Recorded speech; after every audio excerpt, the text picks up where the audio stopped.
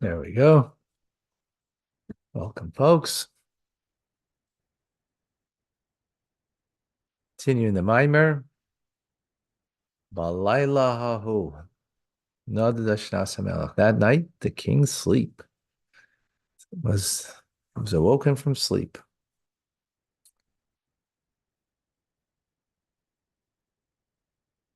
So what we've explained in the idea of sleep, in the metaphor of sleep, Good morning.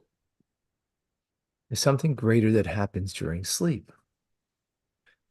We don't see the revealed virtue of our minds and our hearts and our limbs of the body. As you're lying in bed, everything is equalized. You don't see the virtue. No. See someone sleeping, you don't see that they're, thank you. You know, wise man, a kind woman. You don't see that. But where's their wisdom? Where's their kindness? Well, those powers of the soul are now in the soul itself on a much more profound level, a greater level. So that's a metaphor.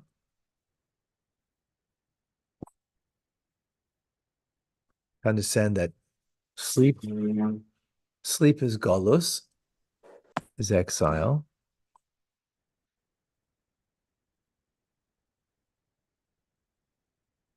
Where everything is topsy-turvy in exile. The virtue of the Jewish people is not recognized.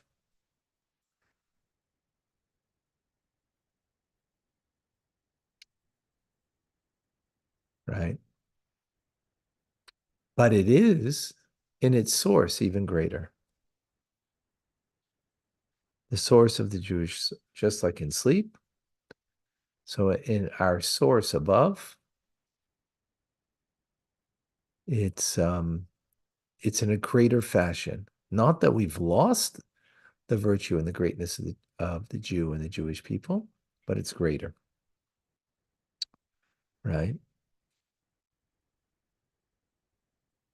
And with this, we gave another metaphor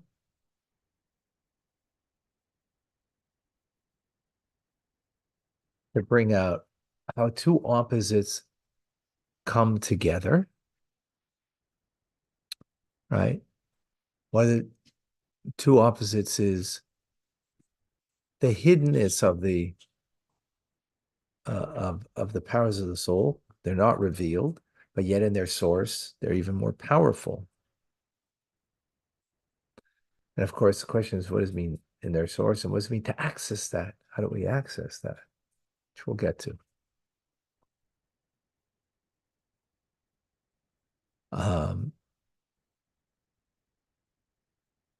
So we have another metaphor, and that is a child in the mother's womb. Child in the mother's womb, totally dependent on the mother. Totally. And everything. And yet there, the angel is teaching the child Torah, right? So you have something more sublime, more beautiful.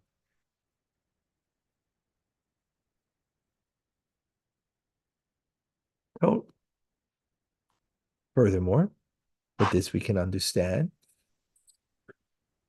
that when the non-Jews came and destroyed the Holy Temple, the Kruvim, the cherubs that are on top of the Ark of the Covenant, is usually facing each other. And here, they were embracing each other. They were embracing each other. How so? It's destruction at that time. Total destruction of the, well, before destruction, there's a total embrace. Even though the Jewish people were not doing the will of God, and that's why the Holy Temple was destroyed. She said, actually, an important point just to dwell on for a moment.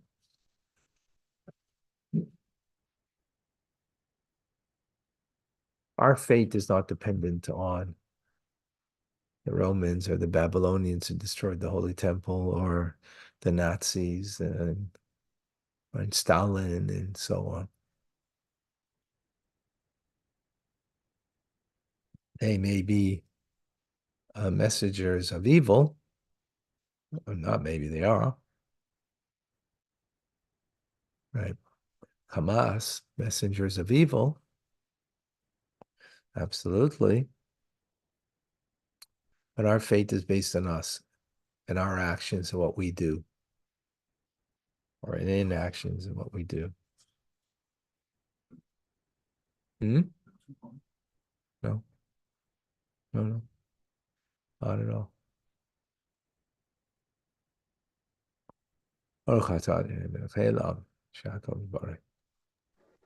Amen. Oh, Nochaya, whoa. This can make you into an addict. I made already, you're saying. Okay.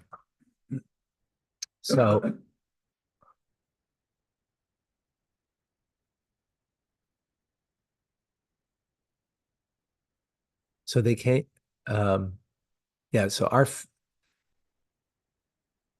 our fate, individually and collectively,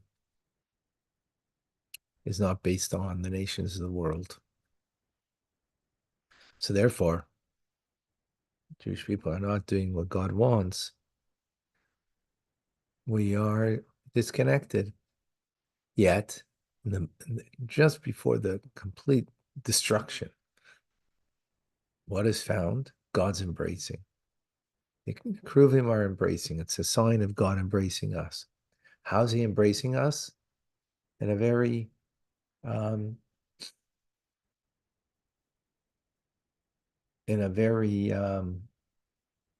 what's the word?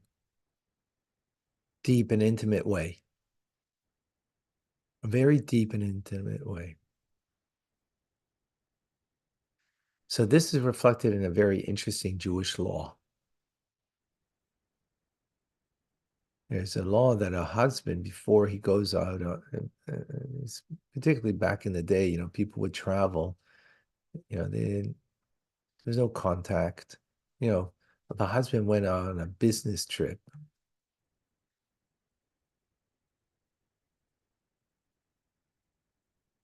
right? A husband's going away on a business trip.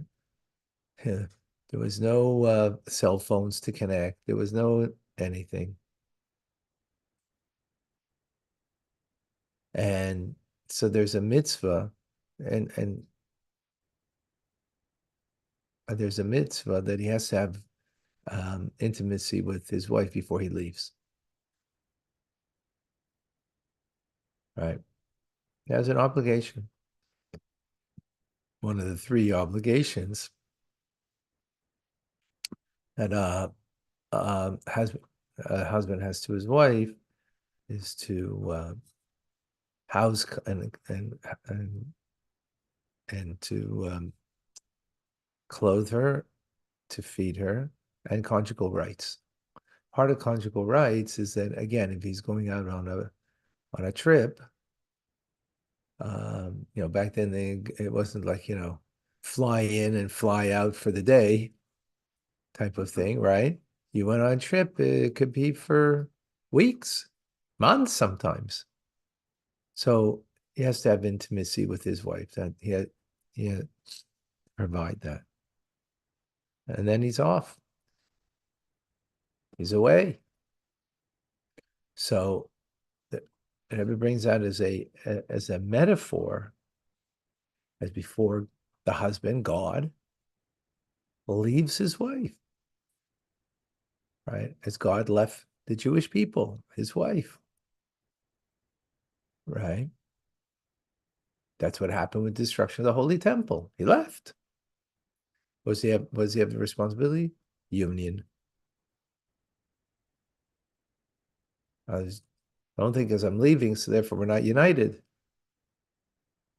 right? Don't think we're not one. So just because the Romans or the Babylonians or this one or that one came and destroyed, right? Meaning God left.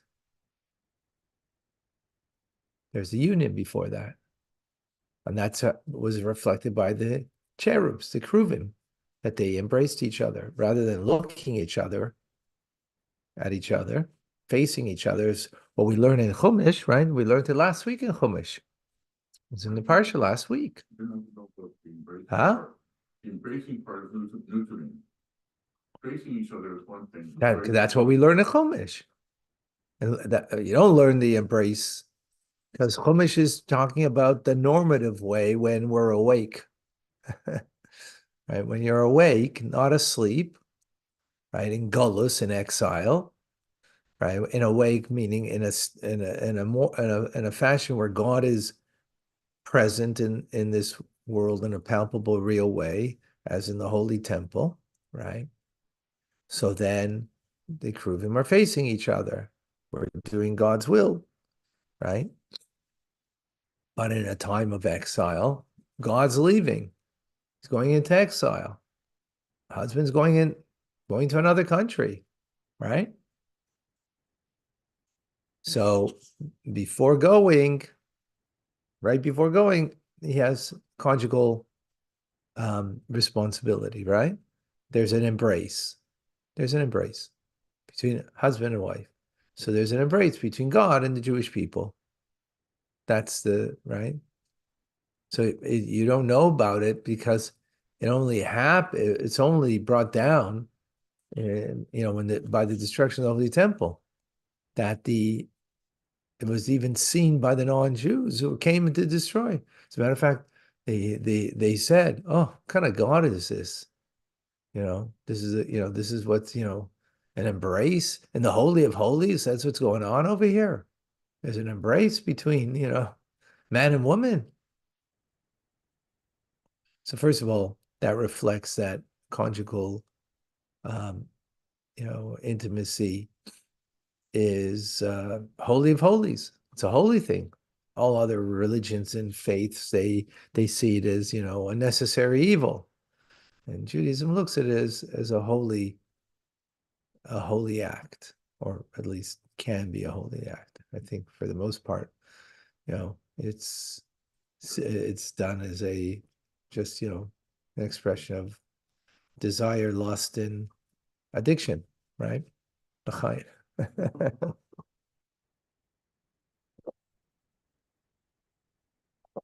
So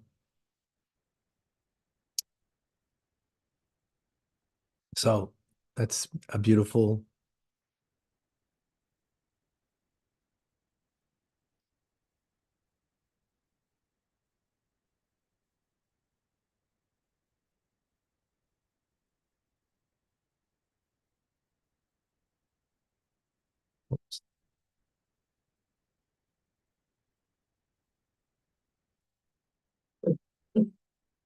So that's clear.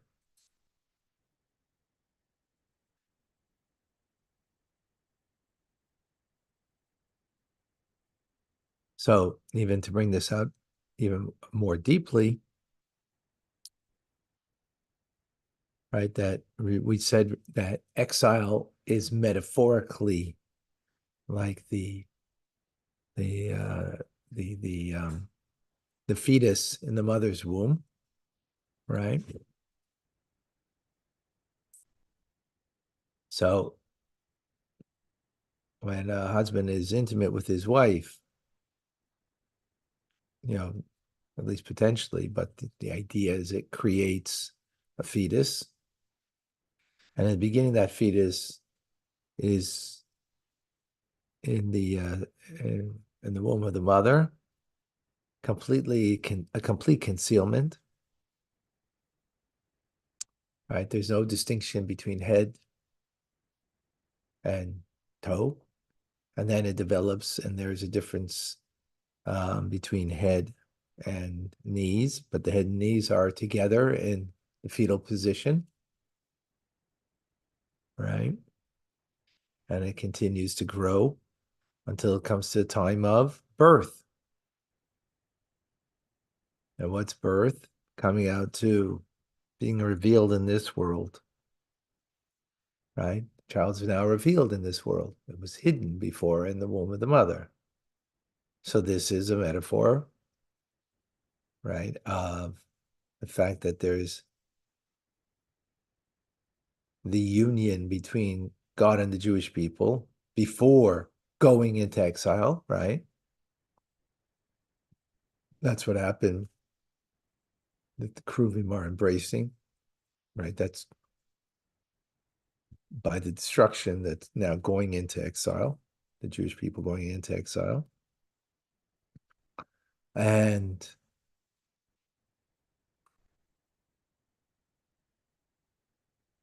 but through that union, what does it create? Right?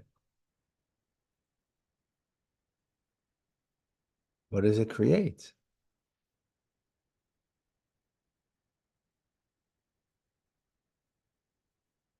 It creates a new creation, right? Just as the husband and wife, through their intimacy, create a new creation. So likewise, here in this metaphor, going into exile, you're creating a new creation, meaning a new light of God. That new light of God that you're creating is down here, but it is completely hidden, just as the fetus is hidden in the mother. But through the whole process of exile, through the whole process of the fetus in the womb is being the fetus is being developed, right?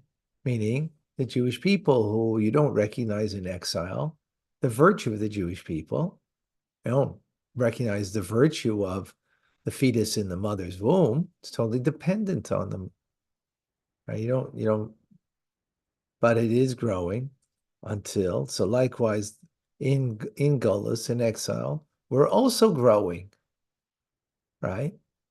Hidden in a hidden manner, but we're also growing. So much so that we'll finally give birth, and that will be Mashiach. That will be Mashiach. If you saw all those beautiful metaphors, analogies coming all together, it's extremely powerful. Very. I mean, very unbelievable what you have. And now we even brought the whole process of birth into, and understanding that the halacha of a husband being with his wife, the historical fact of the Kruvim, the cherubs embracing, the metaphor of sleep, where it all begins, right? All beginning with sleep.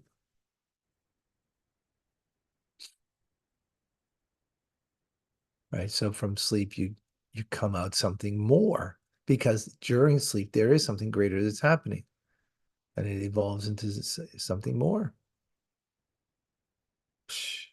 Wow. All right. We'll see you soon, folks. Something to think about.